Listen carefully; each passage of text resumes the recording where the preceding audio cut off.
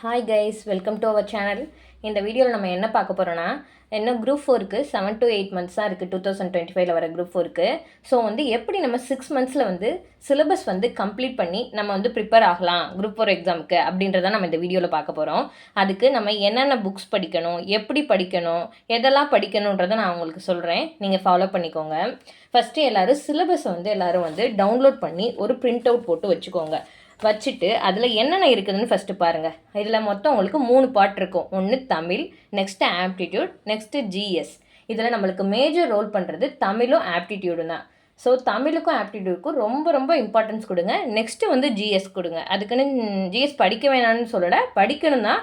ஆனால் நீங்கள் தமிழையும் மேக்ஸையும் நல்லா நீங்கள் பண்ணிட்டீங்கன்னா உங்களுக்கு ரொம்ப யூஸ்ஃபுல்லாக இருக்கும். ஏன்னா தமிழில் உங்களுக்கு 100 கொஷின்ஸு, ஆப்டிடியூடில் 25 கொஷின்ஸு, ஜிஎஸில் 75 கொஷின்ஸு.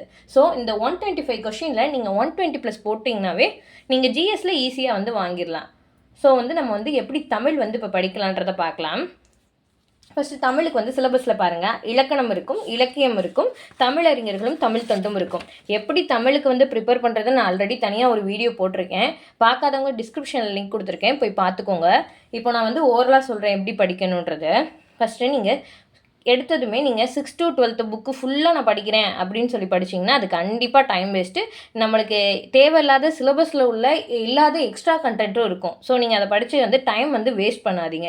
ஸோ எல்லோரும் எடுத்து சிலபஸ் எடுத்து வச்சுக்கோங்க. சிலபஸ் எடுத்து வச்சுட்டு சிலபஸில் என்னென்ன கொடுத்துருக்காங்களோ அது அந்த புக்கில் எங்கே இருக்கோ அது ரிலேட்டடாக என்ன லெசன்ஸ் இருக்கோ, செய்யுள் இருக்கோ, அதை மட்டும் நீங்கள் படிச்சுக்கோங்க.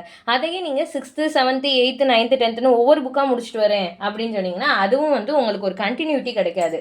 நீங்கள் இப்போ நான் எக்ஸாம்பிளுக்கு அந்த வீடியோவில் சொல்லியிருக்கேன், போய் பாருங்கள். இதுலேயும் சொல்கிறேன். இப்போ நீங்கள் பாருங்கள், இதில் ஃபுல்லாக நான் எந்தெந்த செய்யுள்னு எடுத்துக்கிட்டிங்கன்னா அது ஓல்டு புக்கில் என்னென்ன லெசன்ஸ் கவர் ஆகிருக்கு, நியூ புக்கில் என்னென்ன லெசன்ஸ் கவர் ஆகிருக்குன்றதை நான் ஃபஸ்ட்டு எழுதி வச்சுட்டேன். பாட்டு ஆவாக இருக்கட்டும், ஈயாக இருக்கட்டும், எல்லாத்துக்குமே நான் ஃபஸ்ட்டு அனலைஸ் பண்ணி எழுதி வச்சுக்கிட்டேன். எழுதி வச்சுட்டு நான் இந்த மெத்தடில் தான் படிப்பேன். இப்போ நீங்கள் ஒரு செய்யுள்னு எடுத்துக்கிட்டிங்கன்னா, இப்போ பாருங்கள், 500 100 எடுத்துக்கிட்டிங்கன்னா ஓல்டு புக்கில் 11th 12th இருக்குது, நியூ புக்கில் 11th இருக்குது. ஸோ நீங்கள் அப்படி வரிசையாக படிக்கும்போது தான் உங்களுக்கு இங்கே இல்லாத கண்டென்ட் அங்கே உங்களுக்கு சொல்லும்போது உங்களுக்கு ஒரு கண்டினியூட்டி கிடைக்கும். ஸோ அதனால் நீங்கள் கண்டிப்பாக இந்த மெத்தடில் படிச்சிங்கன்னா உங்களுக்கு ரொம்ப யூஸ்ஃபுல்லாக இருக்கும். நெக்ஸ்ட் நம்ம ஓல்டு புக்ஸே நம்ம படிக்கணும். ஓல்டு புக்ஸ்னால் நாங்கள் ஃபுல்லாக உட்காந்து எப்படி படிக்கிறது அப்படின்றத கேட்காதீங்க. ஓல்டு புக்லேயும் சிலபஸ் மட்டும்தான் படிக்கணும், நியூ புக்லேயும் சிலபஸ் மட்டும்தான் இருக்கணும். நீங்கள் ஓல்டு புக்கில் தான் சிலபஸ் கண்டென்ட் நிறையா கொஞ்சம் இருக்குது நியூ புக்கை கம்பேர் பண்ணும்போது. ஸோ நீங்கள் நான் 6 to 12 நியூ புக்கை நான் எல்லாத்தையும் உட்காந்து படிக்கிறேன் டாப் டு பாட்டம் அப்படின்னு சொல்லி சொன்னீங்கன்னா உங்களுக்கு டைம் வேஸ்ட்டு தான். அதில் உள்ள கண்டென்ட்டும் நம்மளுக்கு தேவையில்லாதது இருக்கும். எது சிலபஸில் இருக்குதோ அதை மட்டும் படிங்க. அதே மாதிரி ஓல்டு புக்லேயும் சிலபஸ் கவர் ஆகிற கண்டென்ட்டை எங்கே இருக்குதோ அதை கண்டிப்பாக படிச்சுங்க, கண்டிப்பாக வரும். இப்போ நடந்த குரூப் 4 குரூப் 2 சிறப்பு தமிழ்லேருந்து கேட்க ஆரம்பிச்சிட்டாங்க. ஸோ நீங்கள் ஃபஸ்ட்டு 6 to 12 நியூ அண்ட் ஓல்டில் உள்ள சிலபஸ் கவர் ஆகிற டாபிக்ஸை ஃபஸ்ட்டு கம்ப்ளீட் பண்ணி முடிச்சிடுங்க. நெக்ஸ்ட்டு உங்களுக்கு டைம் இருந்ததுன்னா 11th 12th சிறப்பு தமிழ் எடுத்து படிங்க. ஆனால் அதுலேருந்து இப்போ கேட்க ஆரம்பிச்சிருக்காங்க. நெக்ஸ்ட்டு நம்ம பார்க்க வேண்டியது என்னதுன்னா மேக்ஸ், ஆப்டிடியூடில் பாருங்கள், உங்களுக்கு மொத்தம் டாபிக்ஸ் எல்லாம் இருக்குது. Simplification, percentage, highest common factor என்னென்ன இருக்குதுன்றதை பார்த்துக்கோங்க. பார்த்துட்டு இதை நீங்கள் ஸ்கூல் புக்ஸ் எடுத்துக்கோங்க. 6 to 10th வரைக்கும் தான் ஸ்கூல் புக்ஸை எடுத்துக்கிட்டு நீங்கள் சிம்பிளிஃபிகேஷனாக அது 6th to 10th வரைக்கும் என்னென்ன இதில் இருக்குது அப்படின்றத பார்த்துட்டு நீங்கள் வரிசையாக உட்காந்து ஒவ்வொன்றா எதெல்லாம் தேவையோ அதெல்லாம் ரிலேட்டடாக நீங்கள் போட ஆரம்பிச்சிங்கனாவே உங்களுக்கு ஒரு பேசிக்ஸ் தெரியும். ஸோ ஸ்கூல் புக் சம்ஸை கண்டிப்பாக சால்வ் பண்ணி பார்த்தீங்கன்னா உங்களுக்கு பேசிக்ஸு, ஃபார்முலாஸு எல்லாமே உங்களுக்கு தெரிஞ்சிடும். அதை வச்சு நீங்கள் கேட்குற சம்ஸை ஈஸியாக சால்வ் பண்ணிடலாம். ரொம்ப ரொம்ப இம்பார்ட்டன்ட் என்னென்னா நெக்ஸ்ட்டு ப்ரீவியஸ் இயர் கொஷின்ஸை கண்டிப்பாக பார்க்கணும். இப்போ லாஸ்ட்டாக இப்போ நம்ம 2024 இப்போ ஜனவரியிலேருந்து இப்போ வரைக்கும் உள்ள என்னென்ன எக்ஸாம்ஸில் ஆப்டிடியூட் என்னென்ன கேட்டிருக்காங்களோ அதெல்லாம் கண்டிப்பாக ஒரு நோட் எடுத்து எல்லாத்தையும் சால்வ் பண்ணி வச்சுக்கோங்க. சால்வ் பண்ணி பார்த்துக்கிட்டிங்கன்னா உங்களுக்கு ரொம்ப ரொம்ப யூஸ்ஃபுல்லாக இருக்கும். ஸோ உங்களால் முடிஞ்சது இப்போ சொல்கிறேன், லாஸ்ட்டு ஒரு 2 to 3 years previous year question பார்த்து வச்சுக்கிறது நல்லது தான். அதே மாதிரி ஸ்கூல் புக்லேயும் உள்ள சம்ஸ் எல்லாத்தையும் எடுத்து நீங்கள் உங்களுக்கு தெரியும் ஈஸியாக உள்ள சம்ஸை நம்ம விட்டுடலாம். கொஞ்சம் ஓரளவு நம்மளுக்கு காம்ப்ளிகேட்டடாக இருக்குது, கொஞ்சம் டிஃப்ரெண்ட்டாக இருக்குது அப்படின்னா அதை கண்டிப்பாக ஒரு நோட் போட்டு அதை எடுத்து நீங்கள் நோட் பண்ணி வச்சுக்கோங்க. இப்போ பாருங்க, நான் மேக்ஸுக்கும் அப்படி தான் நான் எடுத்து வச்சுருக்கேன் நோட்ஸு.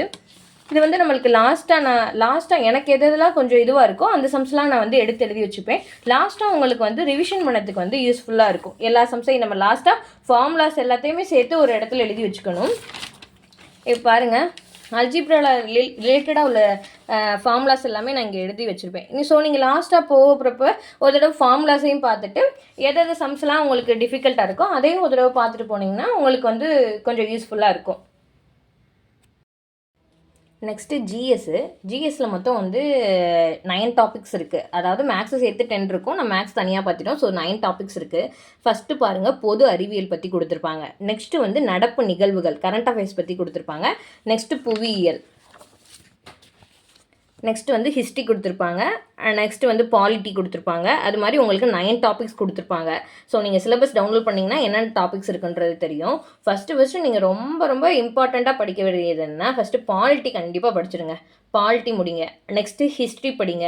யூனிட் 7 படிங்க. யூனிட் 8 அண்டு யூனிட் 9 ரொம்ப இம்பார்ட்டன்ட். ஸோ இந்த டாபிக்ஸை நீங்கள் ஃபஸ்ட்டு முடிச்சுட்டு நெக்ஸ்ட்டு வந்து நீங்கள் வந்து எக்கனாமிக்ஸு, ஜியாகிரஃபி அதெல்லாம் படிச்சிருங்க. படிச்சுட்டு லாஸ்ட்டாக உங்களுக்கு டைம் இருந்ததுன்னா சயின்ஸ் எடுத்து படிங்க.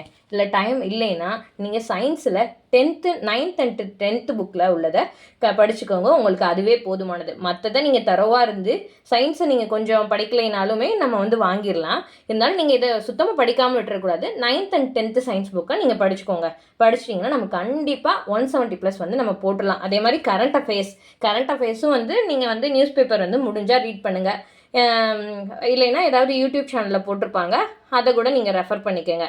இப்போ வந்து நான் இப்போ எப்படி படிக்கிறதுன்னு சொல்கிறேன். இப்போ நீங்கள் அதே மாதிரி இப்போது எக்ஸாம்பிளுக்கு ஹிஸ்ட்ரி எடுத்துக்கோங்க.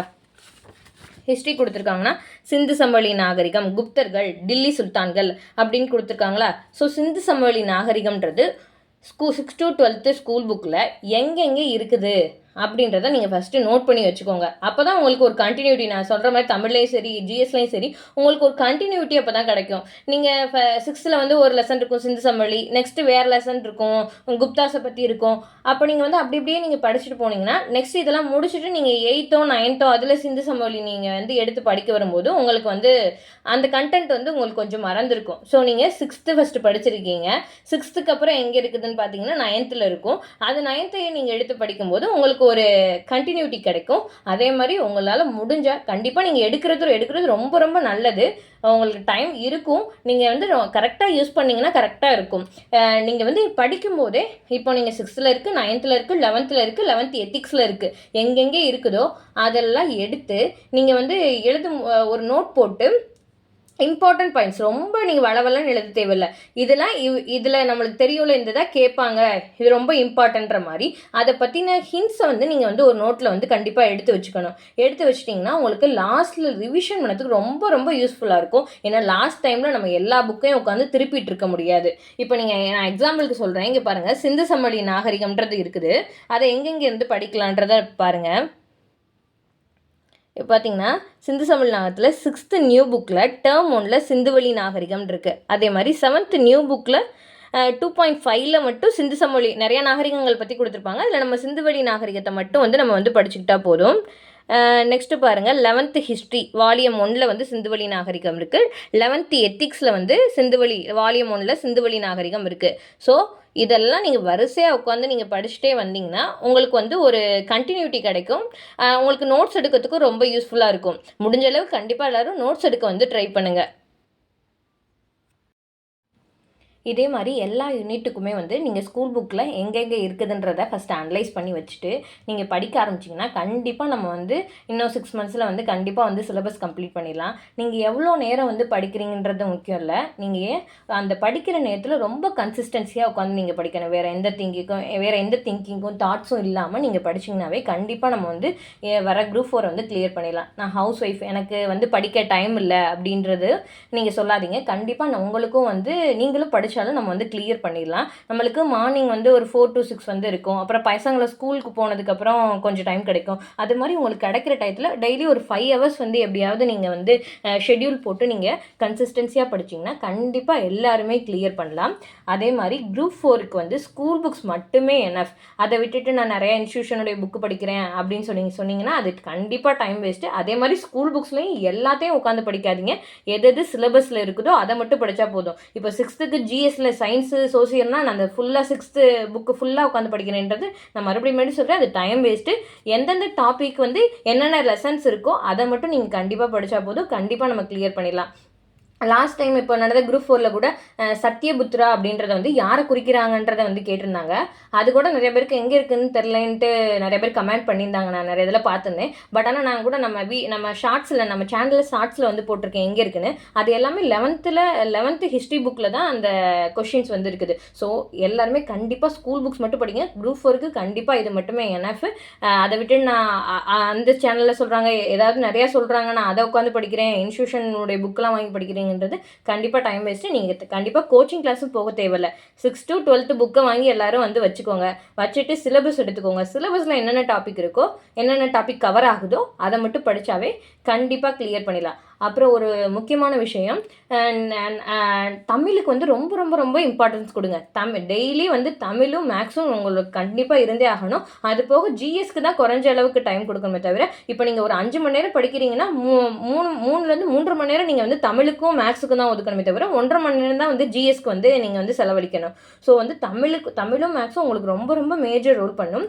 ஸோ வந்து தமிழ் வந்து நல்லா படிங்க. ஏன்னா நான் பண்ண மிஸ்டேக் லாஸ்ட்டில் அதுதான். நான் ஜிஎஸ் இன்னும் போர்ஷன் கம்ப்ளீட் பண்ணலன்னு சொல்லிட்டு நான் லாஸ்ட்டில் 3 months வந்து நான் ஜிஎஸ்லேயே வந்து ரொம்ப ஃபோக்கஸாக இருந்தேன். தமிழை ரிவிஷனே பண்ணல. அதனால தான் எனக்கு தமிழில் வந்து மொத்தம் 100 கொஷினில் 87 கொஷின் தான் என்னால் போட முடிஞ்சிச்சு. ஸோ நீங்கள் அந்த தப்பை கண்டிப்பாக பண்ணிடாதீங்க. அதனால் எல்லோரும் கண்டிப்பாக நல்லா படிங்க. கண்டிப்பாக நம்ம எல்லாருமே கிளியர் பண்ணிடலாம். மேக்ஸுக்கும் வந்து நான் வந்து ஆப்டிடியூடுக்குமே நான் வந்து எல்லாத்துக்கும் சம்ஸ் வந்து சால்வ் பண்ணி காட்டலாம், புக் சம் சால்வ் பண்ணலான்னு சொல்லிட்டு இப்போ ஃபஸ்ட்டு வந்து எல்லோரும் மென்சுரேஷன் வந்து ரொம்ப அளவியல் வந்து ரொம்ப கஷ்டம்னு ஃபீல் பண்ணுவாங்க. ஸோ அதோடைய இது வந்து நான் வந்து சால்வ் பண்ண ஆரம்பிச்சிட்டேன். அதை நீங்கள் பிளேலிஸ்ட்டில் மென்சுரேஷன் போய் பார்த்தீங்கன்னாவே அதில் உள்ள ஃபார்முலாஸ் இருக்கிற ஸ்கூல் புக்ஸில் இருக்க எல்லா ஃபார்முலாஸுமே எடுத்து ஒரு இடத்துல எழுதி கொடுத்து சம்ஸும் சால்வ் பண்ணியிருக்கேன். வேணா எடுத்து நீங்கள் வந்து பார்த்துக்கோங்க. அதே மாதிரி ஒவ்வொரு யூனிட்டுக்கும் எங்கெங்கே வந்து ஸ்கூல் புக்ஸில் எந்தெந்த புக்கில் என்னென்ன லெசன்ஸ் படிக்கணுன்றது உங்களுக்கு வேணுனாலும் வேர் டு ஸ்டடி அப்லோட் பண்ணுங்கன்னு கமெண்ட் பண்ணுங்கள். நான் கண்டிப்பாக வீடியோ போடுறேன். Okay friends, boys, thank you for வாட்சிங். Please subscribe my channel.